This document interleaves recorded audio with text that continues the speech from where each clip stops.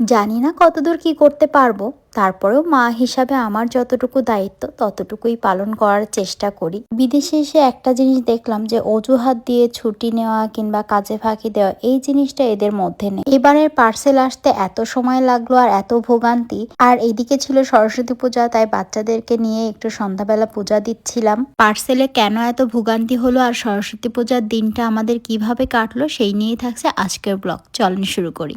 Hello everyone, কেমন আছেন সবাই? আশা করছি সবাই অনেক ভালো আছেন। আজকে শুক্রবারের দিন আর আজকে সকাল সকাল আমার একটা পার্সেলও চলে আসছে, আর এই পার্সেলটা নিয়ে আমাদের অনেক ভোগান্তি হয়েছে। পার্সেল আসবে আর চানাচুর আসবে না, এটা তো কখনো হতেই পারে না। তো এবারে পার্সেলে এসছে চানাচুর, শুকনা মরিচ আর সোনামুগের ডাল, আর সেই সাথে ছিল আমার 5টা জামা আর এই জুয়েলারিটা। আর এই জুয়েলারির জন্যই আমার পার্সেলটা অনেক দিন ধরে কাস্টমসে আটকে রেখেছিল। এটা জাপান কাস্টমসে আটকে রেখেছিল, শুধু কাস্টমসে আটকে রাখেনি, আমার পার্সেলটা কেটে সব ডাল এদিক ওদিক সব কিছু একদম তন্ন তন্ন করে খুঁজছে। কারণ ওরা যখন স্ক্যানারে স্ক্যান করছে দেন ওরা ভাবছে যে এটা একদম গোল্ডের জিনিস। আর এই জুয়েলারিটা আপনি যদি সামনাসামনি দেখেন কিংবা আপনাকে যদি না বলে দেওয়া হয়, আপনিও ভাববেন যে এটা গোল্ডেরই জিনিস। আর সব থেকে মজার বিষয় হচ্ছে আমার হাজবেন্ড ভাবছে এটা সত্যি সত্যি সোনারই জিনিস, কারণ আমি কিছুদিন আগে কয়েকটা জুয়েলারি বানাইছি, তো সে ওটাই ভেবে আছে যে এটাও মনে হয় আমি পার্সেলেই নিয়ে আসছি, বাংলাদেশ থেকে বানাইছি। এটা নিয়ে তো সে চিল্লামিল্লি শুরু করে দিছে। পরে আমি তাকে বললাম যে থামো,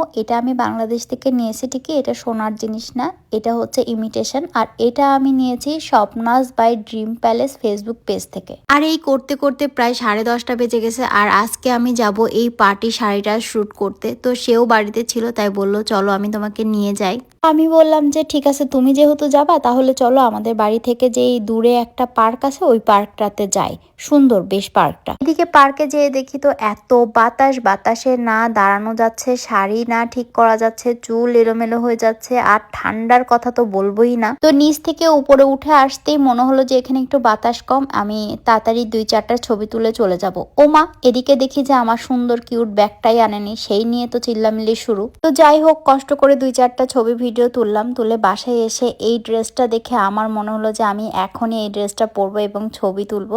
তো এই ড্রেসটার ডিটেলস আমি আপনাদের সাথে পরে শেয়ার করব, আগে দেখেন যে কি সুন্দর একটা ড্রেস। তো এই ঢং রং করতে করতে বাচ্চাদের আনতে যাওয়ার সময় হয়ে গেল। তো আজকে আমি একাই গেছিলাম ওদের আনতে, আর ওদের হচ্ছে ডে কেয়ার থেকে এসে এই বুড়িমার কাছের এই কমলা ছিঁড়তেই হবে, খেতেই হবে। আর এদিকে আজকে সাত্বিকের আবার কুমনও আছে, তো সেখানেও নিয়ে যাব, একটু সরস্বতী পূজাও দেব। এবার অনেকের মনে হতে পারে যে সরস্বতী পূজা তো সকালে হয়, আমরা কেন সন্ধ্যাবেলা দেব? তো এই নিয়ে অনেকে অনেক রকম খুদ ধরতে পারেন, প্লিজ ভালো না লাগলে ইগনোর করবেন। তো যাই হোক, বরাবরের মতো আজকে যেহেতু শুক্রবার আর যেহেতু সাত্বিকের কুমন ছিল, সেহেতু আমি গোল্লাকে তার বাবার কাছে রেখে সাত্বিককে কুমনে নিয়ে যাচ্ছি। আর আজকে ওদেরকে ডে কেয়ার থেকে একটু তাড়াতাড়ি নিয়ে আসছি, যেহেতু কুমনও আছে, তারপরে পূজা দেব। তো এই যে কুমন থেকে নিয়ে এসে শাওয়ার করাই আমি রেডি করাইছি, আর কি শুরু করছে। তো ওদের বাবাকে বললাম যে তুমি একটু দেখো, আমি রেডি হয়ে আসি। এই জুয়েলারিটা হাতের কাছে ছিল, তো ভাবলাম এইটাই পরে ফেলি, একটু শাড়ির সাথে ঘরোয়া ভাবে একটু গিন্নি গিন্নি ভাব লাগবে। আপনারা কি একটা জিনিস লক্ষ্য করেছেন, আমার মা আসার পরে আমার একটা পরিবর্তন হয়েছে? সেটা হচ্ছে মা আসার পরে আমি ম্যাক্সিমাম সময় একটু পরিপাটিই থাকি, হয়তো বা মাকে দেখে শিখে গেছি। তো এই জুয়েলারি পরে শাড়ি পরে আমার নিজের কাছে কেমন গিন্নি গিন্নি একটা ভাব লাগছিল, সাংসারিক একটা ভাব লাগছিল। আর আমি যখনই রান্নাঘরে কিছু করি কিংবা কোনো কাজ করি, তখন সৌমিত্র এসে পারুক আর না পারুক হেল্প করার চেষ্টা করে কিংবা জিজ্ঞাসা করে আমি কিছু করে দেব। তো সে আমার পাশে এসে আবারও জিজ্ঞাসা করছিল যে এই জুয়েলারিটা কি সত্যিই কেনা? তা আমি বললাম হ্যাঁ সোনার, এবার টাকা দাও। তখন আবার উল্টো গান বলে কি, না আমি বুঝতে পারিছি এটা সোনার না, এটা ইমিটেশন। তো এদিকে আমি একটু তাড়াহুড়া করে সব ফলগুলো বানায় নিচ্ছিলাম, কারণ এদিকে সন্ধ্যা 7টা বেজে গেছে, আর পোলাপান হচ্ছে 8টা 8:30টার মধ্যে তাদের চোখে ঘুম চলে আসে, ঘুমায় পড়ে অনেক সময়। এর ফাঁকে একটু বলে রাখি, এই ফল বানানোর আগে কিংবা স্নান করার আগে আমি রান্নাঘরটা একেবারে ডিপ ক্লিন করে নিছি, আর চপিং বোর্ড, নাইফ এগুলো সবই নিরামিষ। এদিকে অলরেডি কান্নাকাটি শুরু হয়ে গেছে। আর এই টেবিল ম্যাটগুলো আমার মা দেশ থেকে পাঠাইছিল একটা অনলাইন পেজ থেকে কিনে। অনলাইন হয়ে একটা জিনিস কিন্তু সুবিধাই হয়েছে, ঘরে বসে দেখে শুনে একটা জিনিস কেনা যায়। তো তো এইদিকে অলরেডি তাদের প্যানপ্যানানি শুরু হয়ে গেছে, ঘুম চলে আসছে, খিদেও লেগে গেছে।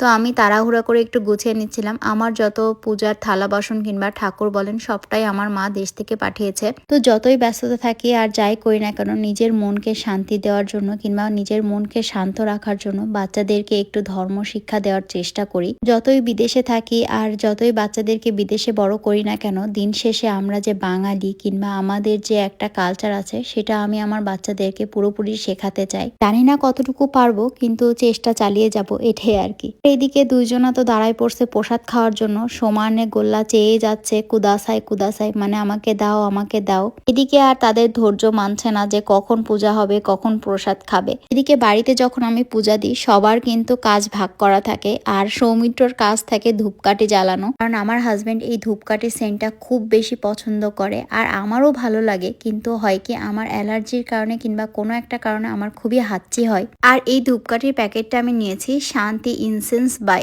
স্টিক্স পেস্ট থেকে। আমি পেস্টটা মেনশন করে দেব, আপনাদের যাদের এরকম অ্যারোমা পছন্দ তারা কিন্তু কিনতেই পারেন। আর এদিকে আমার হাজবেন্ডের মুখ দেখলেই বুঝতে পারবেন যে সেই ধূপকাঠির প্যাকেটটাতে কত খুশি হয়েছে। মানে একটা ধূপকাঠির প্যাকেটে মানুষ এত খুশি হতে পারে। বহু বছর আমি তাকে ধূপকাঠি জ্বালাতে দিতাম না, আর সেও জ্বালাতো না, যেহেতু আমার হাঁচি হতো কষ্ট হতো। তো আগেই বলছিল যে দেখি জ্বালানোর পরে যদি তোমার হাঁচি হয় তাহলে বন্ধ করে দেব।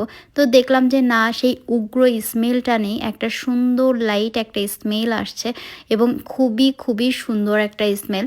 আর এদিকে কাণ্ডখানা দেখেন, এই মোমবাতি জ্বালানো দেখলে আমার দুই ছেলে ভেবেই নেয় যে তাদের মধ্যে কারো একজনের হ্যাপি বার্থডে হবে। আর অধিকাংশ সময় আমি এই মোমবাতি জ্বালাই, কারণ তেলের প্রদীপ জ্বালালে বাচ্চা কাচ্চা কোথা থেকে কি দুর্ঘটনা ঘটে যাবে। এমনিতেই জাপানের বাড়িগুলো তো কাঠের বাড়ি হয়, তারপরে থাকে একটা কাগজের প্রলেপ। তো এইসব চিন্তা ভাবনা করেই আমি মোমবাতি জ্বালাই যে কিছুক্ষণ পরে বন্ধ করে দেব। পূজার মধ্যে এই সরস্বতী পূজাটাই আমার কাছে সব থেকে ভালো লাগতো। যদিও ওই ভোরবেলা শীতের মধ্যে স্নান করা, হলুদ মাখা, এই জিনিসটা খুব একটা ভালো না লাগলেও ওই যে মায়ের চরণে বই দিতে হতো, 5 দিন বই পড়া লাগতো না, এই জিনিসটা বেশ ভালোই লাগতো।